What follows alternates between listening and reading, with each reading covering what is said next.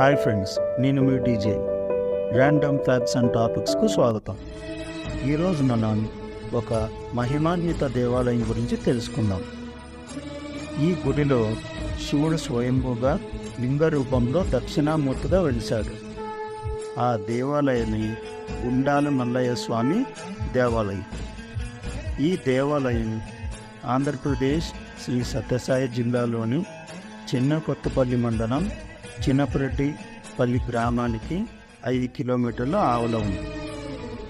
ఇక్కడ ఆ ప్రాంతం అంతా ఫారెస్ట్ ఏరియా కిందకి వస్తుంది.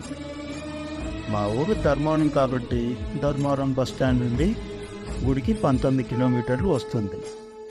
ఇవన్నీ మాకెందుకు డీజే అనుకుంటే గుడి యొక్క GPS కోఆర్డినేట్స్ డిస్క్రిప్షన్లో ఇచ్చాను, చూడండి. ఫ్రెండ్స్, డైరెక్ట్గా గూగుల్ మ్యాప్స్లోకి వెళ్ళడం, డెస్టినేషన్లో గుడి యొక్క GPS కోఆర్డినేట్స్ ఎంటర్ చేస్తే చాలు. మీరు ఉండే ప్రదేశం నుండి రూట్ అండ్ డిస్టెన్స్ చూపిస్తుంది. వచ్చేయండి. ఈ గుడికి హైవే నుండి వచ్చేటప్పుడు ఎంట్రన్స్లోనే గుడికి వెళ్ళే దారి అని సైన్ బోర్డు కనబడుతుంది. ఆ రోడ్డు అనుసరిస్తూ వస్తే మనకు వంతెన కనబడుతుంది. ఆ వంతెన దాటిన తర్వాత మనకు చిన్నపరెడ్డిపల్లి వస్తుంది. ఆ ఊరి గుండా పోతే మనకు గుడి యొక్క ఇంకొక సైన్ బోర్డ్ కనబడుతుంది. దానిని అనుసరిస్తూ పోతే మనకు పొలాలు, పంట చేనులు, బావి కనిపిస్తాయి. వాటిని దాటిన తర్వాత ఒక టీ జంక్షన్ వస్తుంది. ఆ టీ జంక్షన్ వద్ద కూడా గుడి సైన్ బోర్డ్ కనిపిస్తుంది. దానిని అనుసరించండి. ఇక్కడ ఏమిటంటే మనం వెళ్ళే దారి అంతా కూడా మట్టి దారి, కొన్ని రాళ్ళు రప్పలు ఉంటాయి, జాగ్రత్తగా వెళ్ళాలి. మనం వెళ్ళేటప్పుడు మనకు ప్రకృతి రమణీయతమైన దృశ్యం దర్శనమిస్తుంది. అంటే విశాలమైన కొండలు, సుందరమైన తోటలు, చెట్లు, ప్రకృతి యొక్క పచ్చతోరణంలో అనిపిస్తుంది. అలాగే వివిధ రకాల పక్షులు కూడా మనకు కనిపిస్తాయి.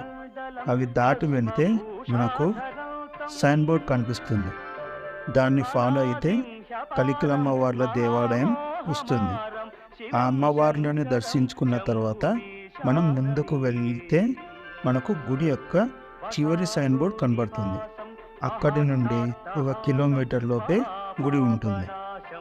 గుడి బయట మనం ఒక బోరింగ్ని చూడొచ్చు. బోరింగ్ వద్ద మనం చెప్పులు వదిలి కాళ్ళు చేతులు శుభ్రం చేసుకొని గుడిలోకి వెళ్ళాలి. గుడి వద్ద మనకు ఆంజనేయ స్వామి వారు కనబడతారు, అంటే వానరాలు కనబడతాయి. కుదిరితే వాటికి ఏమైనా ఫలమో ఆహారమో తీసుకెళ్ళి ఇస్తే శుభప్రదం. వాటి అనుగ్రహం కూడా మనకి దక్కుతుంది. నేనైతే అంజుమాన్ సర్కిల్లో అరటికాయల మండీలో స్వాములకి పండు తీసుకొని వెళ్తాను. నాకు తెలిసి ఇంతవరకు అవి ఎవరికి ఏ హాని చేయలేదు.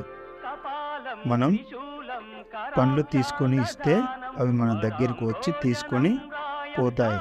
అలాగే కృతజ్ఞతా భావంతో మన వైపు చూస్తాయి. గుడి యొక్క మొత్తం 2 ప్రధాన శివలింగాలు ఉన్నాయి.